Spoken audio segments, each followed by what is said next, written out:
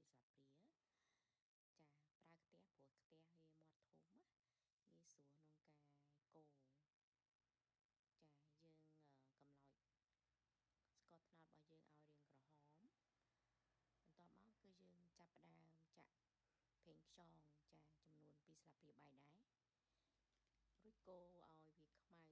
ពណ៌រាងខ្មៅចាចាំយើងចាក់គ្រឿងផ្សំដូចជាឈើអែមនិងផ្កាច័ន្ទគ្រាប់ម្រេចរបស់យើងចូលនៅពេលដែលយើងកូរហើយយើងកូររួចរាល់ហើយគ្រឿងរបស់យើងមានក្លិនឈ្ងុយយើងចាប់ផ្ដើមចាក់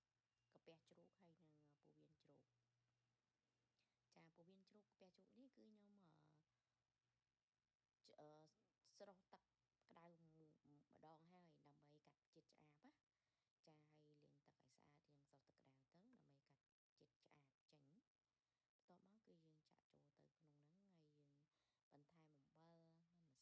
តយើងស្រុះទឹកក្តៅទៅដើម្បីកាត់ជាតិឆ្អាបចេញបន្ទាប់មកគឺយើងចាក់ចូលទៅក្នុ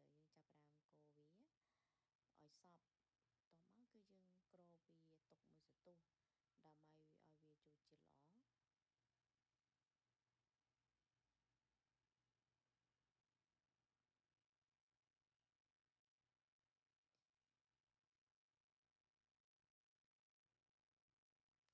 កូរវាឲ្យសព្វបន្ទាប់មកគឺយើងគ្របវាទុកមួយសន្ទុះដើម្បីឲ្យវាចូលជាតិល្អដល់ពេលដែលវាចូលជាតិល្អហើយយើងចាក់ទឹកចូលចាគឺយើងចាក់ទឹកចូលដើម្បីឲ្យវាផុយប្រហែលជាខ្ទ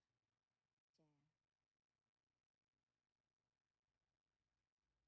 វាផុយល្អចា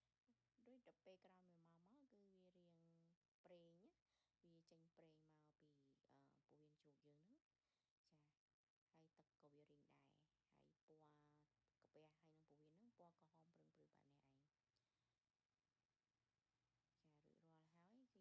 ជាមួយបបរសឬជាមួយជ្រក់ចាគឺឆ្ងាញ់មែនតើហើយងាយស្រួលមែនតើធ្វើសាច់ផាត់ឡូវនេះ